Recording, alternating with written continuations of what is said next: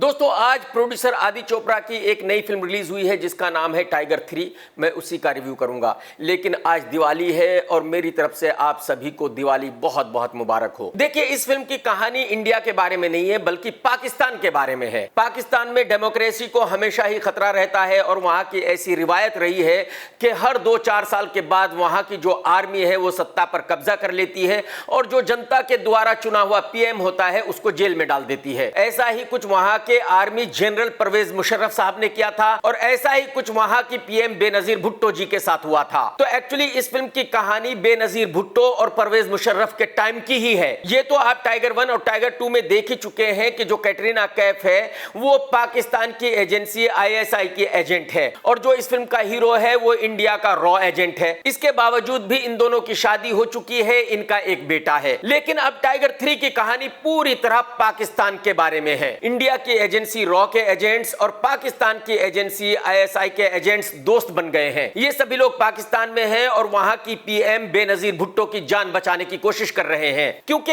एक पाकिस्तानी ऑफिसर है इमरान हाशमी जो बेनजीर भुट्टो का मर्डर करके खुद पीएम बनना चाहता है। और इस फिल्म का क्लाइमैक्स क्या होगा ये तो आपकी समझ में आ ही गया होगा। यानी कि ये सारे एजेंट्स मिलकर बेनजीर भुट्टो को बचा लेते हैं और बेनजीर भुट्टो अपनी आवाम के लिए एक तकरीर करती है और उसमें कहती है कि जो रॉ एजेंट है टाइगर उसने मेरी जान बचा ली है, उसने पाकिस्तान में डेमोक्रेसी को बचा लिया है, नहीं तो पाकिस्तान की आर्मी डेमोक्रेसी को खत्म कर देती और सत्ता पर कब्जा कर लेती। और इसी खुशी में पाकिस्तान के बच्चे इंडिया का नेशनल एंथम वहां गाते हैं। तो इस फिल्म की कहानी से बिल्कुल साबित हो जाता है कि जितने लोग भी इस फिल्म से जुड़े हुए हैं उनके दिल में पाकिस्तान के लिए बहुत ज्यादा प्यार है। और मेरे ख्याल में इंडिया में कुछ लोग तो ऐसे जरूर होंगे जो अपने देश से प्यार करते होंगे और जो लोग इस फिल्म के बनाने वालों के खिलाफ एक्शन जरूर लेंगे, क्योंकि मेरे ख्याल में उन सभी के खिलाफ ऑफिशियल एफआईआर होनी चाहिए जो इस फिल्म से जुड़े हुए हैं, क्योंकि उन्होंने हिंदुस्तान की टॉप एजेंसी रॉ का नाम बदनाम किया है,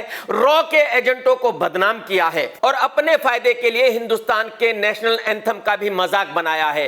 भाई, पाकिस्तान में हमारा नेशनल एंथम क्यों गाया जाएगा और वो भी एक फिल्म के लिए? इस फिल्म का स्क्रीन प्ले बहुत ही घटिया है, वाहियात है। स्क्रीन प्ले में कुछ भी नहीं है। एक्चुअली जो इस फिल्म का डायरेक्टर है मनीष, शायद उसको ये यकीन था कि हर 10 मिनट के बाद मुझे एक एक्शन सीक्वेंस रखना है जहां हीरोइन और हीरो आएंगे और जबरदस्त एक्शन करेंगे, फिर 10 मिनट तक कुछ ना कुछ डायलॉग बाजी होगी, फिर 10 मिनट के बाद हीरो हीरोइन आएंगे, फिर एक्शन होगा। और मनीष को यह पूरी तरह यकीन था कि अगर मैं अपनी फिल्म के पहले सीन से आखिरी सीन तक ये कर पाया तो मेरी फिल्म सुपर डुपर ब्लॉकबस्टर हो जाएगी। तो हालांकि इस फिल्म की कहानी पाकिस्तान की कहानी है, इसके बावजूद भी इस कहानी में कुछ नहीं है। ये स्क्रीन प्ले बहुत ही खराब है। इस पूरी फिल्म में ऐसे 10 सीन भी नहीं है जो पब्लिक को पसंद आएंगे। जो लोग इस फिल्म को देख रहे होंगे वो हर सीन को देखते हुए अपने बाल नोचेंगे और अपने आप से ही पूछेंगे कि भाई साहब ये हो क्या रहा है, ये किस तरह की फिल्म है, इस फिल्म को किसके लिए बनाया गया है, इंडियन पब्लिक के लिए या पाकिस्तानी पब्लिक के लिए? आप सभी को पता है कि इस फिल्म के हीरो हीरोइन दोनों को ही डायलॉग्स बोलने नहीं आते। ऊपर से इस फिल्म के डायलॉग्स इतने घटिया हैं कि जब भी ये डायलॉग्स बोले जाते हैं तो कसम से दिमाग उबल जाता है। भाई साहब, समझ में नहीं आता कि भाई ये क्या डायलॉग्स हैं। बिरयानी बन रही है, बिरयानी खा के जाना, दाल बन रही है, दाल खा के जाना, पता नहीं क्या क्या है भाई साहब। और हद ये है कि कैटरीना कैफ हिंदी फिल्मों में पिछले 25 साल से काम कर रही है, आज तक इस लड़की को हिंदी बोलनी नहीं आई है। ये जो हिंदी डायलॉग्स हैं वो इंग्लिश स्टाइल में बोल रही है। मैं वहां जा रही हूं, आप मुझे वहां फॉलो करना। अरे मैडम जी, जब आपको हिंदी बोलनी नहीं आती तो आप अपने डायलॉग्स खुद मत बोलिए ना, किसी से डब करा लीजिए। इस फिल्म का म्यूजिक भी महावाहियात है। फिल्म में 2 गाने हैं और दोनों ही बहुत खराब है। एक्चुअली दोनों ही गानों को सुनकर ऐसा लगता है कि अरिजीत सिंह को ये गाने गाने ही नहीं थे, उस बेचारे को मजबूर किया गया था इन गानों को गाने के लिए। आप ये गाने सुनने के बाद अपने आप से कहेंगे कि भाई क्या वाकई ही ये गाने अरिजीत ने गाए हैं, ये अरिजीत की ही आवाज है। इस फिल्म के लोकेशंस बहुत अच्छे हैं और कुछ एक्शन सीक्वेंस भी बहुत अच्छे हैं, लेकिन 60% एक्शन ऐसा है कि देखकर हंसी आती है। हालांकि ये कहा जा रहा था कि इस फिल्म में शाहरुख खान का 20 मिनट का रोल है, ये बिल्कुल बहुत बड़ा झूठ है। जिस तरह से पठान में एक ब्रिज पर 2 हीरो आते हैं और एक्शन करते हैं, ठीक वैसा ही सीन इस फिल्म में है। एक ब्रिज पर आकर शाहरुख खान और इस फिल्म का हीरो एक्शन करते हैं। और भाई साहब, इस फिल्म में शाहरुख खान ने मिथुन दा को बहुत पीछे छोड़ दिया है। मिथुन दा की एक फिल्म आई थी और जब गुंडे मिथुन दा पर गोली चला आ रहे होते हैं तो मिथुन दास साइकिल को अपने सामने ऐसे रख लेता है ताकि मिथुन दा को गोली ना लगे, साइकिल में रुक जाए, साइकिल में। भाई साहब ठीक वैसा ही सीन इस फिल्म में है। एक ब्रिज है और उस पर जाली लगी है और जाली के पीछे शाहरुख खान बैठ जाता है, लाखों गोलियां चल रही है लेकिन भाई साहब शाहरुख खान को छूकर भी नहीं निकलती। शाहरुख भाई मिथुन दा को आपने पीछे छोड़ दिया, बहुत पीछे छोड़ दिया कसम से। अगर मनीष के डायरेक्शन की बात करूं तो क्या कहूं, आप सभी को पता है कि इसी डायरेक्टर ने फिल्म फैन बनाई थी, कितनी बड़ी वाहियात फिल्म थी। उस फिल्म के द्वारा इसने एसआरके का कैरियर तकरीबन खत्म कर दिया था। तो भाई साहब जब डायरेक्टर इतना कमाल का है तो जाहिर सी बात है उसका डायरेक्शन भी उतना ही कमाल का होगा, उससे बेहतर तो हो नहीं सकता। तो एक्चुअली मनीष ने फिर से साबित कर दिया है कि इस बेचारे का डायरेक्शन से कोई लेना देना नहीं है और खासकर एक एक्शन फिल्म तो ये बिल्कुल नहीं बना सकता। जैसे कि मैं पहले ही बता चुका हूं कि मनीष को यह बिल्कुल नहीं पता था कि इस फिल्म की कहानी क्या होनी चाहिए, स्क्रीन प्ले क्या होना चाहिए। मनीष को सिर्फ इतना पता था कि भाई एक स्टाइलिश फिल्म शूट करनी है, बढ़िया बढ़िया से लोकेशंस दिखाने हैं और उसमें हर 10 मिनट के बाद एक बढ़िया सा फाइट सीन रखना है और बस इस फिल्म को हिट करने के लिए इतना ही काफी है। तो कहने का मतलब यह है कि मनीष का डायरेक्शन बहुत ही खराब है, ना ही वो थ्रिल दिखा सका है, ना ही वो लव स्टोरी दिखा सका है, ना ही मनीष अपनी कहानी को सही से कह सका है और ना ही मनीष अपने एक्टरों से अच्छा काम करवा सका है। और मेरे ख्याल में ये फिल्म मनीष की आखिरी फिल्म होगी,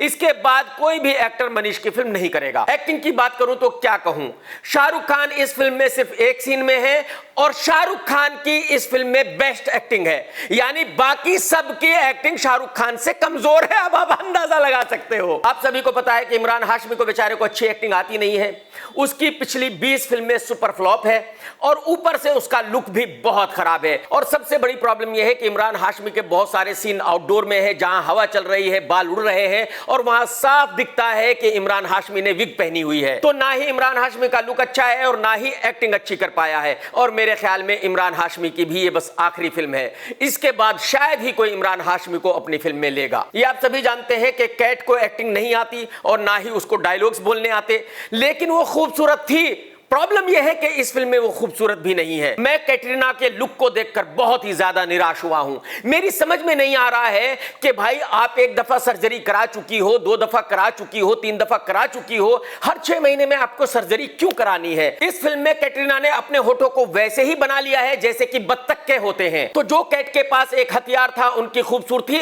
वो भी खत्म हो गई है, इसमें वो भी नहीं है। और जब कैट उछल कूद करती है, एक्शन करती है, तो भाई साहब एकदम मजाक लगता है। इस फिल्म हीरो के बारे में मुझे कुछ कहने की जरूरत है नहीं, क्योंकि आप सभी जानते हैं कि उनको कितनी बढ़िया एक्टिंग आती है और वो कितने बढ़िया तरीके से डायलॉग्स बोलते हैं। कुल मिलाकर ये फिल्म एक बहुत ही कमाल की वाहियात फिल्म है, जिसमें ना कहानी है, ना सस्पेंस है, ना थ्रिल है, ना इमोशन है, ना रिलेशन है और ना ही एंटरटेनमेंट है, जिसकी वजह से जनता फिल्में देखती है। ऊपर से इस फिल्म की कहानी पाकिस्तान के बारे में है, जिसका हिंदुस्तान के दर्शकों से कोई लेना देना नहीं है। तो कुल मिलाकर ये बहुत ही घटिया, बहुत ही वाहियात फिल्म है।